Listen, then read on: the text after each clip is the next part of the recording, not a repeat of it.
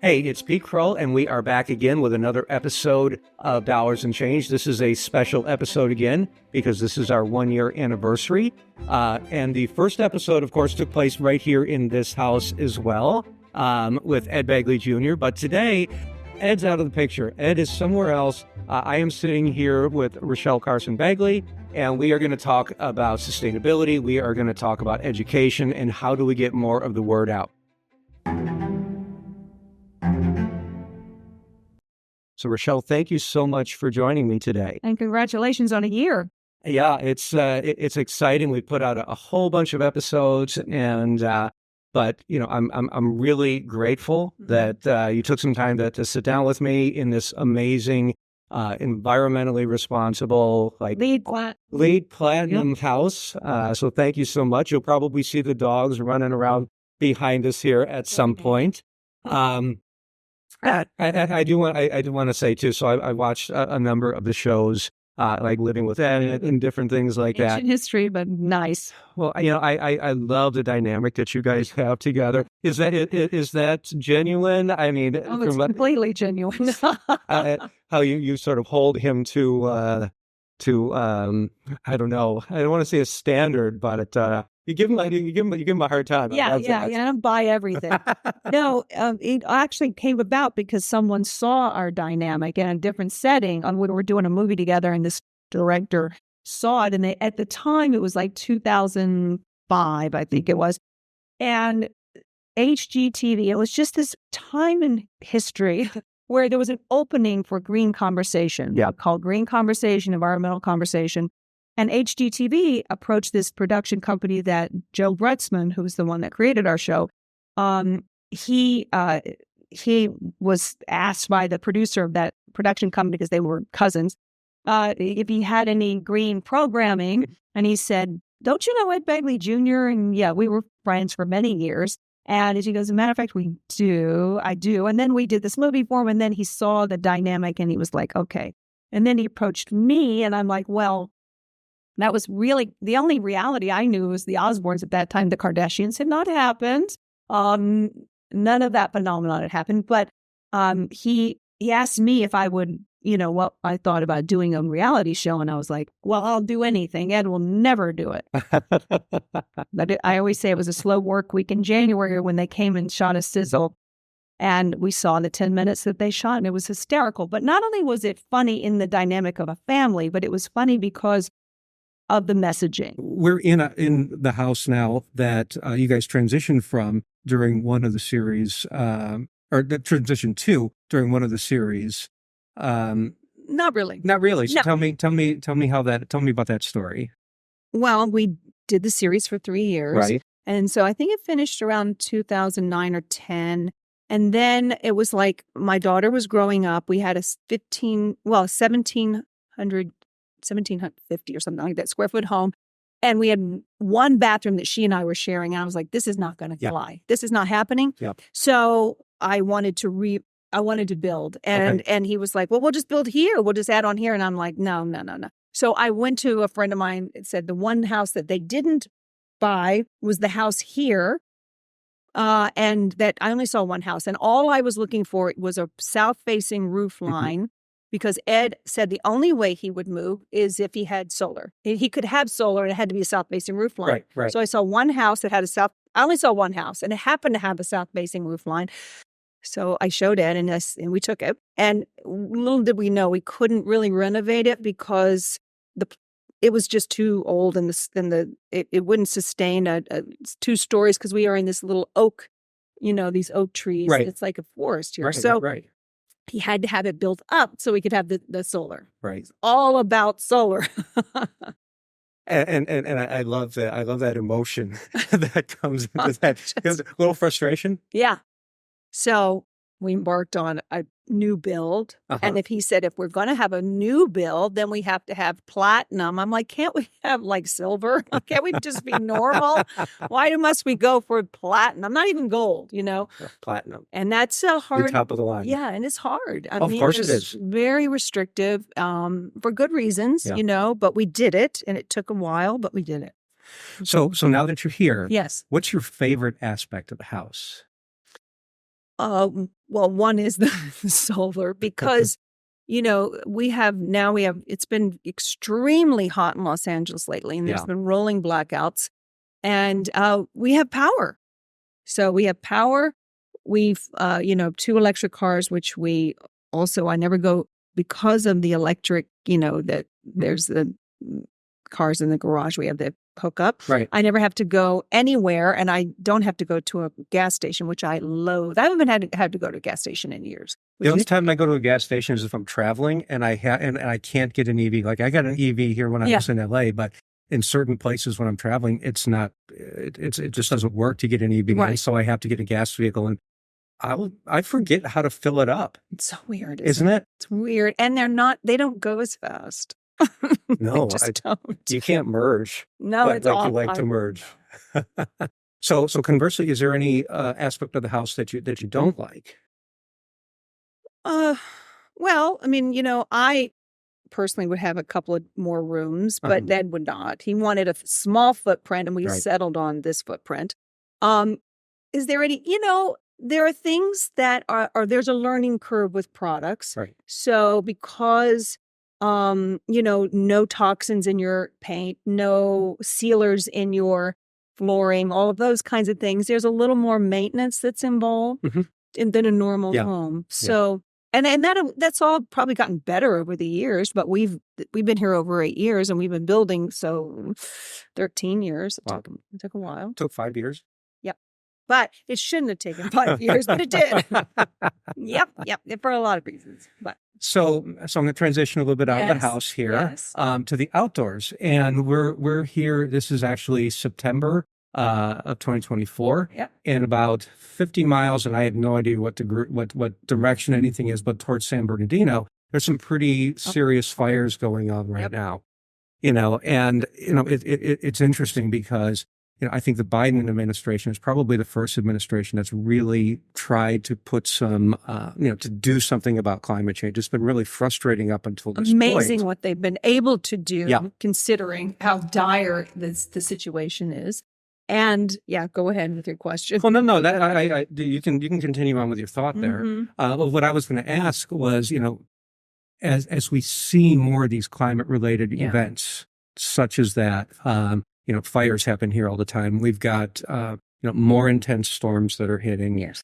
Do you think that more people, as events like this happen, will start to see, hey, you know what, maybe it wasn't a hoax after all? And when it starts to hit them personally. Usually people wake up when it hits them personally. Right. However, they have to have the education in that. And so that has to be, and unfortunately, it's so politicized now. Yeah. So, they just hold their ground. But their eyes might wake up. People wake up when it's personal. So, I've been saying that for years, and hoping that would happen. Right, exactly. I think we're getting clser, and I think the legislation, of course, like I said, that the Biden administration passed, certainly is an opportunity, and we've seen. A statistic I saw just the other day said that something on the order of 85% of new electricity generation in the United States was clean energy in 2023.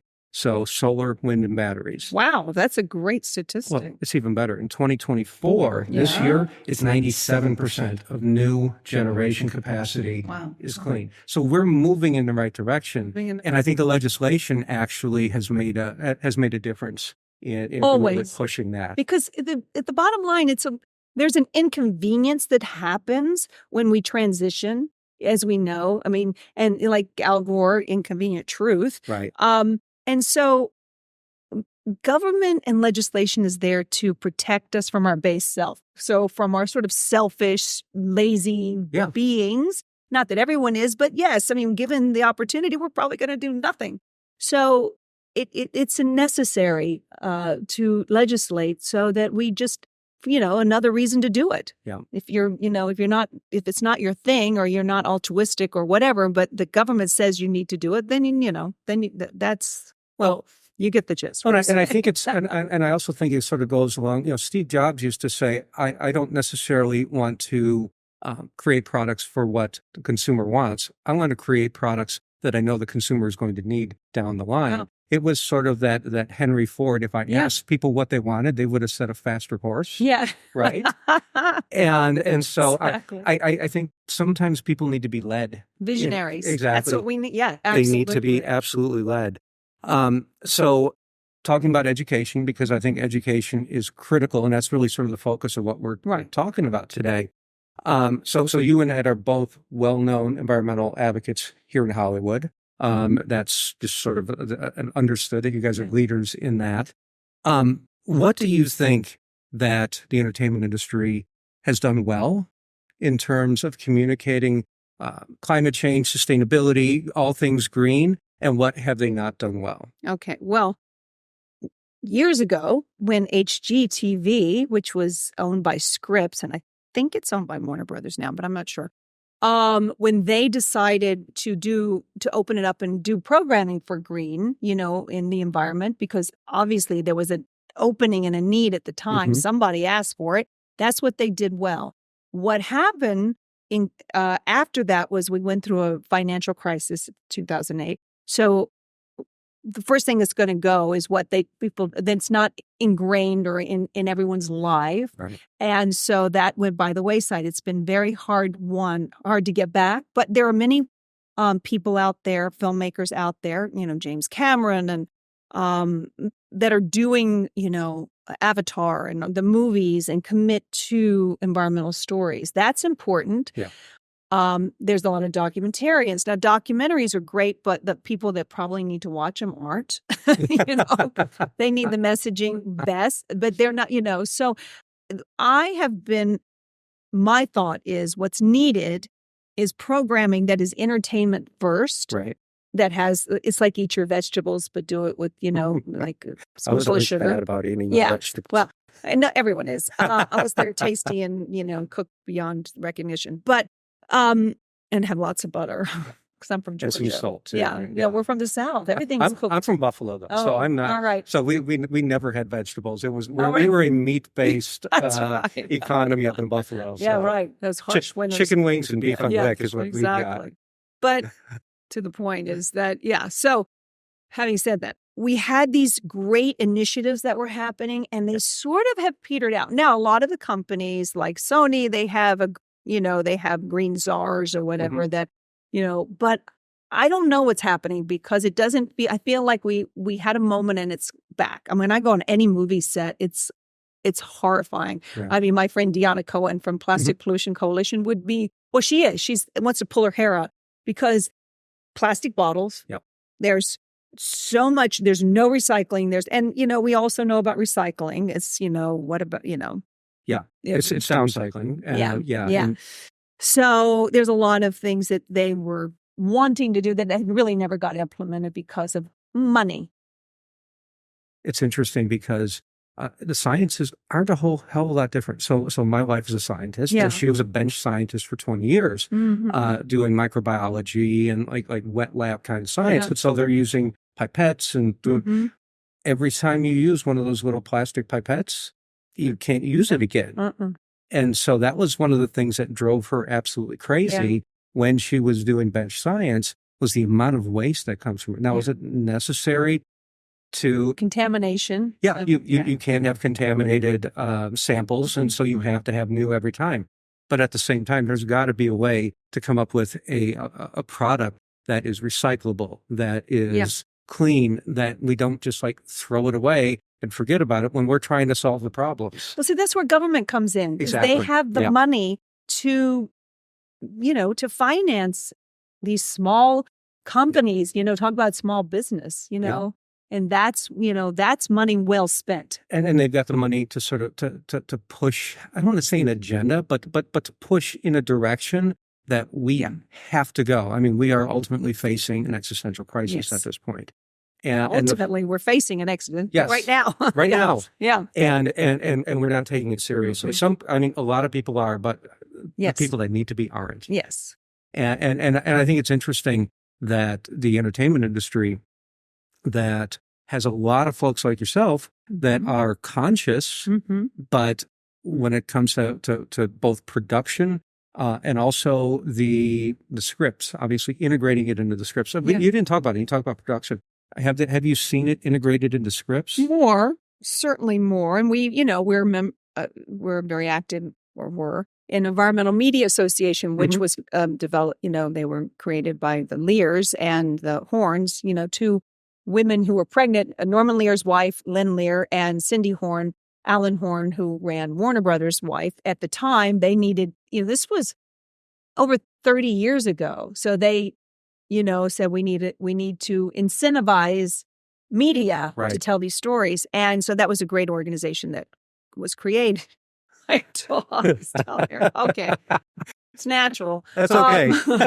But to incentivize these. Right. And so it's gotten bigger. The events have gotten bigger. Mm-hmm. But truthfully, I don't see in media that the stories have gotten more abundant. Yeah.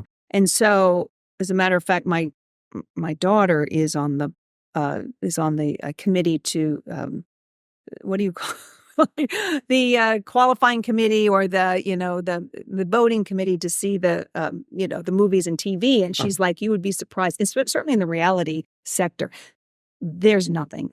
Shark Tank mentioned something about the environment for 5 minutes. Yeah. And they're going to up for an award. I mean, we've gone backward. We have gone backward. Thank God for Biden, because that's the one place that's gotten better. So you just mentioned your daughter, Hayden. Yes. And so she is, she's really become an environmental advocate as well. Yes. I assume you're very proud of her. Very, very much so. So tell me a little bit about the work that she's doing. Well, she's working for the Metropolitan Transit Authority, and she's working for the head of the Metropolitan Transit Authority of Los Angeles. And, when she was a little girl, her dad would take her for fun, which I never thought was too much fun, but she and he would go on what they call bus and choo-choo. So they would get on the bus and ride around, or the subway, which we barely had back then. And that was like an outing for them. Well, ironically enough, now she's working for them. Well, what happened about a year and a half ago, she decides she's like a TikTok phenomenon. Okay. She loves making TikToks. It's another way of telling stories. And we're talking about education, right? Yeah. So she decides to take it upon herself to go for a week prior to the Academy Awards, go all over town on a bus or a subway and TikTok about it. Okay. And then culminating them that she and Ed went to the Academy Awards on a subway. Yep. So that's how that came about. And it was very funny and got some buzz, and and she got some interviews out of it. But what happened out of it was, months later, the MTA contacted her, and they said, "Do you, we have this job opening. Are you interested in applying?" And Hayden has, almost an associate's degree, because she's really been in the business, in the acting business, and she was working as a PA and writer, and that's her sort of interest. And so she never finished college. So they were like, she's like, I'll apply, but there's no way. I mean, there are people that, Harvard grads. Absolutely. So she applied, and turns out they liked her. She's a good communicator, and that's what's needed, and organized. So I never thought this would be her path.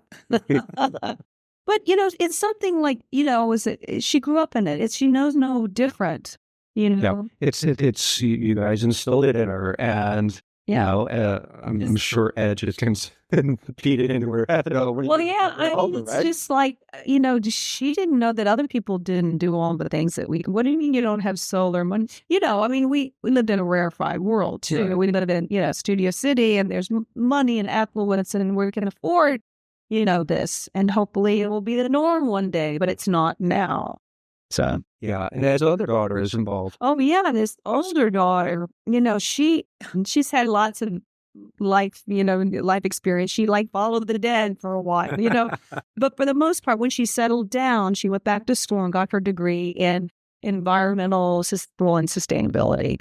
And now she works at Tree People, which is a local, nonprofit that plants trees, but they do a lot more than that. So she was started in education, and now her real focus is water. Okay. Yeah. Water is one of our biggest issues. It's gold. Yeah. Our gold. It's the gold rush. It's what's the most important thing on the planet. Absolutely. And too much or too little. That's right, because climate change is really changing things. You look up at, say, Vermont, that has, not really had any climate impacts until the last couple of years when they're having just terrible flooding up there because of the weather patterns changing.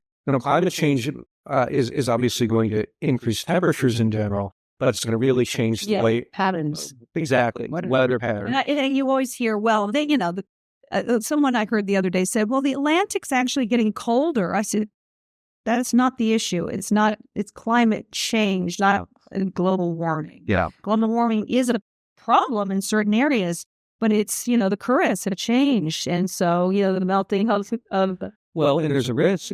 The thermohaline cycle, which is that the way water moves around the Atlantic Ocean, the more that fresh water comes in and the change in the temperatures, that is eventually going to stop. And which is a really scary proposition. What do you mean? I say so the currents that are the thermohaline cycle, right? Where it's taking warm water and moving it up in cold and consistently as the saline water that is diluted, that's likely going to either shift or shut down. Yeah. Well, that's over. Then and then you look at what's going to happen is Europe is not going to have that warm water coming up from the south, and what you ultimately see is Europe will actually get colder or theoretically get colder because of that. I'm not a scientist, so please check on it. But it's scary stuff. Having a scientist for a while, you learn enough to be scary. Yes, but that's about it. Yeah, and these aren't conspiracy theories; these are scientific theories. That's right. Just talking about education in general. Yes. You've obviously gone through educating Hayden. You are doing your part trying to educate. I think you had said something about you're working on another project trying to... I've worked on lots of projects since we had, doing the reality show. I mean, I'm an actor, so I want to be on TV no matter what. But doing Living with Ed was it's fulfilled. It checked a couple of boxes. One is my creative box and also my activism box and my, compassion box and the, love of people box. And so it was very satisfying. Right. Of course, I want to recreate something that, that's like that, I mean, that was, so I've tried throughout the years. When we were building this house, I said, what an incredible opportunity to, I mean, there's going to be other people that want to build, maybe they want to build silver, and maybe they just want to build some aspects of, Just environmentally sound. Right. Right. So maybe who better to go, and to learn from than who people that are doing it and doing it with humor and, passing on all the trials and tribulations, the things that worked, the things that didn't work, which there have been some. Right. So, so I did a little show about that, and it went on. Back then there were these sites. Remember they had sites. Everyone had a site that was going to be the next big thing. Well, that didn't. I think TV's here to stay. I think that is that medium, whether it's going to be a cable or streaming or whatever, it's going to be on a platform. Right. That, So we did that. That didn't, that was tough, because the viewership was down. Whatever, it doesn't matter. We did that. And so I did it a couple of times. Okay. PBS at one point wanted a show from us. They don't fund. So blah, blah, blah. And then I said, okay, all right, forget all that. I'll do a podcast. Mm-hmm. So we did at this table. I don't know, 6 years ago I said, I know I can bring in interesting people. So we did a podcast called Begley-esque. Which was pretty much about activism, green, but then we broadened it for just more activism. Right. But, back then it was a little early, so, and we were just throw it up and see what sticks. We don't know. So I've always come up with concepts. So again, every time I go, I can't do this anymore. It's too painful. I get too many rejections. I come up with another idea. I got a partner a year ago. She was in the reality space. Reality can be, we know the impact. We know, look at the Kardashians. I mean, it's amazing. I was watching TV the other day and I saw that that new season of Survivor was coming out. I'm like, that show's still on. I don't watch a whole lot of network TV, and I'm just amazed. Well, apparently people like contests. It seems that way, doesn't it? And that was an eco challenge to begin with. Was it really? Yes, it was. But then it got morphed because, back then that was what, 24 years ago. Something like that, yeah. Yeah. It was the 25th season or Yeah. whatever. But the networks, everyone is afraid of these words, sustainability and green. And I wish there was another way to brand it. Yeah. Smart. I don't know. But anyway, so cut back to a year ago, we came up with this concept. We shot a sizzle, Hayden, myself, and Ed, about us going to a small town, America. Something's very different than and being of service and going to the city council and and there's got to be a need there. Somebody's got to want it, but then most people will not. It's a comedy. So through humor, through the B story being the green part, but the A story being the family, fish out of water, whatever you want to call it, and our dynamic. We don't have to work for comedy. It's funny. I mean, we're just. Oh yeah, I've watched some of Hayden's videos of you guys sitting at the table playing games. Yeah, that's just absolutely hilarious. It's just comedy's king in our house. So out of that, we've been pitching, and we got a couple of no's. We have a couple more places to go. And it's just the traditional people are very wary. It's so interesting. So in the sustainable investing business, we were, consistently adding new assets and getting new clients. And then the politicians latched onto this ESG debate, environmental social governance. Mm-hmm. And the same thing happened there. Yeah. And so politicians are like, oh, this is bad. It's woke investing. Investing. Oh, that's good. You love that? Yeah. Mike Pence literally wrote a Wall Street Journal piece about how woke investing is bad. Okay. And the reality is none of these folks have any idea what it is. At the end of the day, if you invest with your values, you're actually investing for where the economy is going. Yeah. A cleaner, more resource efficient, more equitable economy, right? Yeah.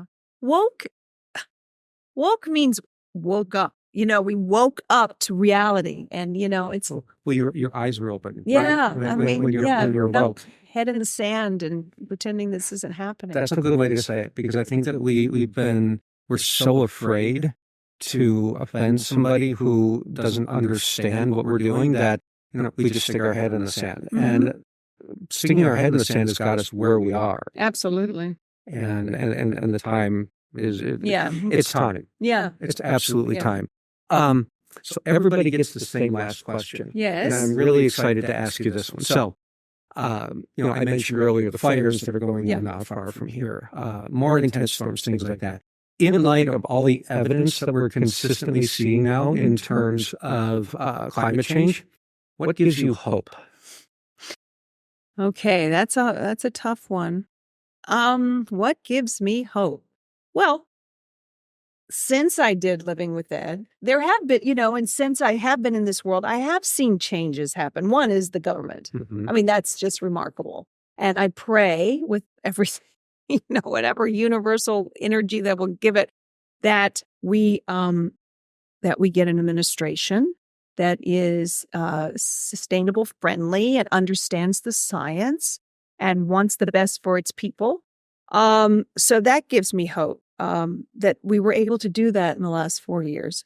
And then hopefully there are people out there in the media who do want to tell those stories, and that someone has courage to put the money into it. And right. Yeah. And if you're out there, call me.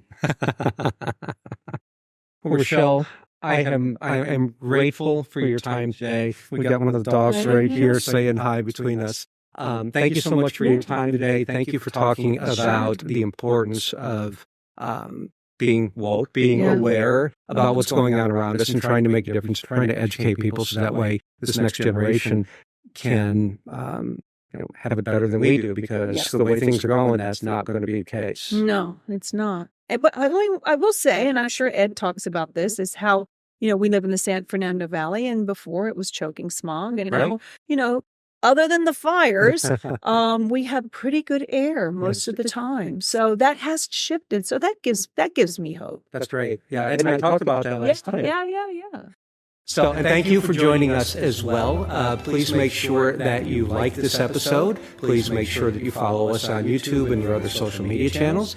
We will see you next time. Thanks.